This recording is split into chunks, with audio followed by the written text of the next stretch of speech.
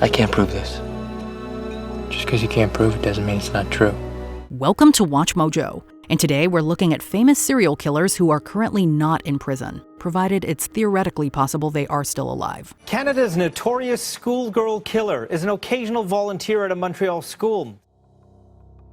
The Little Rock Slasher. Stabbings happened over a 9-month period, and police tell us it's all connected to one man. Police in Arkansas believe that there is an active serial killer on the loose, and he goes by a number of names like the River City Ripper and the Little Rock Slasher. The city saw a rash of stabbings between August 2020 and April 2021, with 4 people being stabbed at random while walking alone at night. 3 of the victims died. The 4th survived her attack and told police that she was accosted by a black man who was tall, young, and slender. Reward of $20,000 has been established for the man's capture, but nothing has come to fruition, and an investigation is currently ongoing. There is a $20,000 reward offered by the Little Rock Police Department that leads to an arrest. Charles Sabrage. And as you may know, Americans do not prosper in this part of the world. Often, life in prison doesn't actually mean life in prison. Infamous for stalking Asia's hippie trail during the 70s, Sabrage is suspected of murdering between 12 and 30 people, primarily young Western tourists. He avoided detection for many years, earning the moniker the Serpent. However, Sabrage was finally caught and jailed in 1976, and he was in and out of prison until 2022. In December of that year, the Supreme Court of Nepal ordered his release after serving 19 years of a life term. He was allegedly released due to old age, being 78 at the time. Sabrage was deported back to France, where he is currently planning some films and hoping to sue those who imprisoned him. I'm fed up of all the allegations, and so I decide that I'm going to put forward my facts and let the people decide. Sammy Gravano. Sammy the Bull is a serial murderer. He's a psychopath and a sociopath. The only reason Sammy the Bull doesn't meet your standard definition of a serial killer is because he was in the mob. A high-ranking member of the Gambino crime family, Gravano was involved in at least 19 murders throughout his time in the mafia. Among his victims were his own brother-in-law, his best friend Louis Melito, and the head of the Gambino crime family, Paul Castellano. His crime spree finally came to an end in 1991 when he decided to turn state's evidence and testify against famous mobster John Gotti. In exchange for his information, Gravano was only given 5 years in prison. He was later busted on a drug trafficking charge, but was released in 2017, and now, of all things, runs a YouTube channel. When we first started walking around, talking to people after the Castellano hit, I was armed all the time. The Freeway Phantom. I will admit the others when you catch me, if you can. Active in the Washington, D.C. area in the early 1970s, the Freeway Phantom targeted young African-American girls and was known to have killed 6 individuals. Perhaps his most famous victim was Brenda Crockett, a young girl who was forced to call her own family after being abducted, likely to feed them inaccurate information and throw off the investigation. Despite a number of suspects, the Freeway Phantom remains unidentified, with no strong leads pointing towards his current whereabouts or status. But given that these murders occurred in the early 70s, it's entirely possible that he is still alive. I would want him to come out and say, I did it. The Doodler. Then there's also this contention that 5, maybe 6 victims is actually really undercutting the true number. Some think it's as many as 14 victims. Why is that? A unique killer, the Doodler earned his nickname because he often sketched his victims prior to killing them. In the mid-70s, the Doodler would meet his victims at gay nightclubs, take them to a private location, sketch them, then fatally stab them. It's believed that he killed between 6 and 16 people in this manner. Amazingly, 3 victims survived. However, no convictions were made due to the victims' unwillingness to testify in court, as they did not wish to publicly out themselves as gay. As it is, the Doodler has remained unnamed. He was described as being in his early 20s, so provided he's still alive, he would currently be in his early 70s. A new updated sketch was released Tuesday, and the reward has been increased to $250,000 for information leading to the killer. David McGreavy. And I'm looking at it, there's a huge amount of emotion based around this, and you can see for obvious reasons why the emotions are there. The crime that was committed was an horrendous crime. Also known as the Monster of Worcester, David McGreavy committed one of Britain's most shocking crimes in 1973. On the night of April 13th, McGreavy was minding the 3 children of his friend Clive Ralph. But when Clive and his wife Elsie returned home, David was gone, and so were their children. Upon a further search of the area, investigators found the bodies of the three in a neighbor's yard. McGreavy served over 4 decades in prison before being controversially released on parole in 2018, the motive being that he had, quote, changed considerably while inside. And the parole board this time have decided that his risk is low enough that he could be trusted to serve the rest of his life sentence outside of prison. Arnfinn Nesset. So I checked in with Beth. She's still sleeping. Jack's been pushing on his call button, but I got Oh my it. God. So don't. What? There's insulin in her system. This unassuming man once seemed like a stand-up citizen. After finishing school, Nesset quickly became head nurse at a Norwegian nursing home. When the number of deaths in the facility became suspiciously high, however, the police got involved. It's suspected that Nesset may have been responsible for up to 138 deaths, but he only admitted to 27 when interrogated. In 1983, he was found guilty of murdering 22 patients and sentenced to 21 years in prison, which was Norway's longest possible sentence at that time. After just 12 years in prison, he was released on good behavior and is now walking the streets under a pseudonym. Who's Kelly Anderson? Is there another victim? Another double medication error?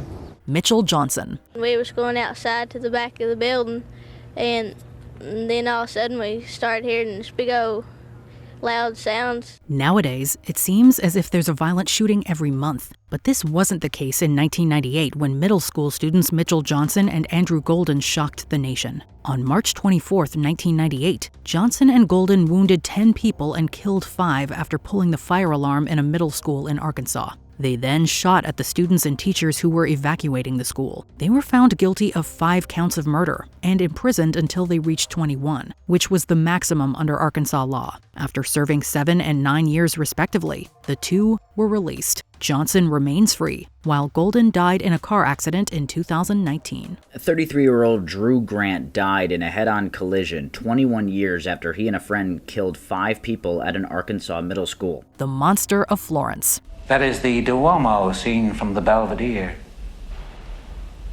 Do you know Florence? Between 1968 and 1985, 16 people were killed in 8 double homicides inside the greater Florence area. The victims were couples who had ventured into remote areas to become intimate. Despite the first murder occurring in 1968, it wasn't until 1981 that the police realized they were connected, and an investigation led them to 2 men, Mario Vanni and Giancarlo Lotti. These men were allegedly part of a larger gang of murderers, but they were only convicted on 4 of the 8 double homicides. Furthermore, their supposed guilt has been questioned and doubted by many legal experts. The other members of the supposed gang, including the ringleader, have never been caught. That is, if it's even a gang in the first place. I have no plans to call on you, Clarice. The world's more interesting with you in it. So you take care now to extend me the same courtesy. Wolfgang Abel and Marco Furlan. Cominciamo con Wolfgang Abel. Buonasera, signor Abel. Abel è... Buonasera. Buonasera. Between 1977 and 84, Abel and Furlan went on a killing spree, targeting unhoused people, gay people, sex workers, those with substance use disorder, and priests they deemed, quote, sinful. At each crime scene was a pamphlet with Nazi images declaring that the victims were killed for being, quote, subhuman. After an initial 30-year sentence, both men were released as a result of an appeal process, during which time Furlan fled the country. After his recapture, the 2 were subsequently sentenced to 27 years. Furlan was released in 2009 and Abel in 2013. Louis Van Square. I've read a lot of newspaper articles where they've called me a serial killer, a mass murderer. I don't agree with that. Also known as the apartheid killer, Louis Van Square was a security guard who was in the employ of businesses in South Africa throughout the mid-1980s. He is suspected to have shot over 100 people and killed 39 while working as a guard. While on duty, he would approach businesses that had a tripped silent alarm and shoot the alleged burglars, almost exclusively people of color. He claims that his killings were not racially motivated, and he likes to refer to himself as a, quote, crime fighter. Regardless of what he calls himself, he was given 20 years in prison for 7 counts of murder and was released after 12 years served. Some people told me I must get out of the business while I can. What for? I haven't done anything wrong. the Smiley Face Gang. They are hundreds of young men from all across the country, their deaths labeled as accidental drownings. Now, these retired detectives say it's murder. If you believe retired NYPD detectives Kevin Gannon and Anthony Duarte, then there are a number of unsolved murders in the American Midwest. They theorize that one or more serial killers was active in the general area from the late 90s to the 2010s, killing upwards of 45 individuals. According to local law enforcement agencies and the FBI, these deaths were attributed to alcohol-related drownings, but Gannon and Duarte are convinced that they are connected. Their hypothesis is backed by criminal justice professor Dr. Lee Gilbertson, who publicly endorsed the theory on Larry King Live back in 2009. If their assumptions are correct, then not one person has been arrested in connection to the alleged killings. It's a well-structured, organized group with cells spread out in major cities across the United States. Mika Moranen. The role of the military in any country should be to keep the nation and its citizens safe. In 1994, however, military conscript Mika Moranen brought the war home to Kotka, Finland. Dressed in uniform, he took a crossbow from his house and shot 2 of his neighbors. The next day, using an assault rifle he had stolen from his military base, he shot a postal carrier before fleeing into the woods while shooting at random houses. After he was captured, he was sentenced to life in prison. However, after 4 previous attempts, he was granted parole in September 2014. Charlene Gallego. In the late 70s, a sadistic husband and wife team stalked the American West. Charlene Gallego, along with her husband Gerald, were serial killers who killed 10 people, the majority of whom were teenagers, in the American West between 1978 and 1980. They would abduct people off the streets and assault and murder them, earning themselves the moniker of the love slave killers. After being captured, Charlene was offered a plea deal in exchange for testifying against Gerald, and she was subsequently sentenced to 16 years and 8 months in prison. While Gerald eventually died in prison while awaiting execution, Charlene was freed in July of 1997. Well, I don't think Charlene was a born killer at all. I think Charlene got involved in this through her association with Gerald. Alexander Rubel. From September 1997 to June 1998, Rubel, who was then a teenager, murdered 6 to 8 people while high on gasoline vapors. His first victim, a neighbor with disabilities, was reportedly murdered simply because Rubel had an uncontrollable urge to kill someone. Having acquired a taste for murder, Rubel proceeded to kill several more people. Other murders of his include slitting the throat of a young girl and attacking a random passerby with an axe after asking for money. He was sentenced to 8 years, the maximum allowed for a minor, and now allegedly lives in Ukraine. The Highway of Tears killer. I remember once counting the number of side roads that a killer could drive off to dispose of a body in an hour, and there were, 100 or more. This is the name for a long stretch of road on British Columbia's Highway 16, which has seen many disappearances and murders of local Indigenous women. The exact number of victims remains unknown, but some estimates place it above 80. Even worse, these attacks have been going on unimpeded since 1970. A number of arrests have been made, but most of the murders remain unsolved. Unfortunately, there are many factors going into the high number of missing women, including Highway 16's remote location and the prevalence of hitchhiking that occurs in the area owing to systemic poverty and a lack of public transportation. I did learn some things today. I think it went well. What'd you learn? I don't want to say. But I have. I've learned some things which in the future are going to help me. Karla Homolka. Can I talk to you for a second? No, you can't.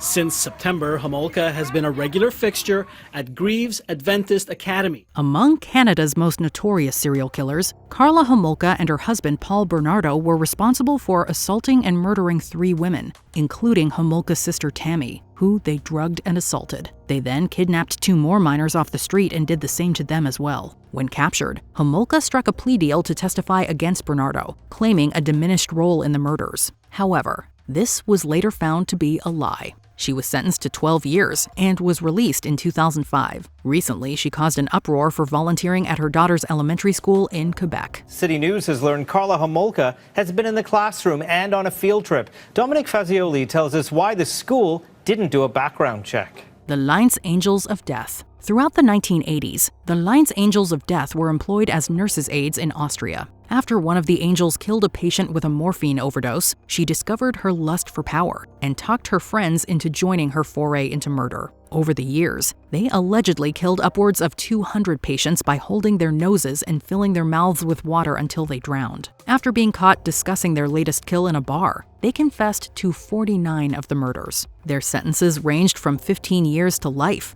but as of 2008, all have been released and are walking free. Pedro Lopez. Amenaza de muerte que si lo delataba, que él me mataba. Pero Jorge Patiño eres tú mismo, decía. No, padre, yo soy Pedro Alonso López para servirle.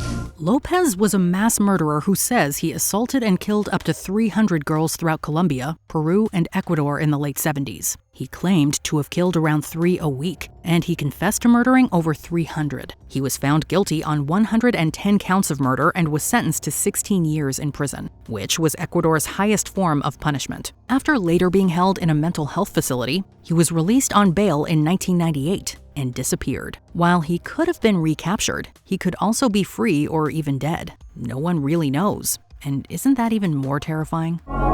That was the last time anyone reported seeing Pedro Alonso Lopez. His mother believes he has managed to avoid being killed by the families of his victims. Before we continue, be sure to subscribe to our channel and ring the bell to get notified about our latest videos. You have the option to be notified for occasional videos or all of them. If you're on your phone, make sure you go into your settings and switch on notifications. The Zodiac Killer. When a man is, if you don't mind using the word sick, you can't hold this against them. And here we come to a legendary serial killer who has commanded America's attention for decades. The Zodiac has remained an enduring figure of pop culture since his crime spree in the late 60s that left at least 5 people dead. The case has many famous aspects, including Zodiac's correspondence with the media and the elusive cryptograms that he published through the local newspapers. And of course, there's one other aspect that has allowed the story to remain so popular. He was never caught. Eyewitnesses have given wildly different ages for the Zodiac, but many have placed him in his 30s. So while he would be very old, it's entirely possible that the Zodiac is still alive and out there somewhere. Last time I saw this face was July 4th, 1969. I am very sure that's the man who shot me. Does this keep you up at night? Let us know in the comments below. I give life, and I can take it away. Did you enjoy this video? Check out these other clips from WatchMojo, and be sure to subscribe and ring the bell to be notified about our latest videos.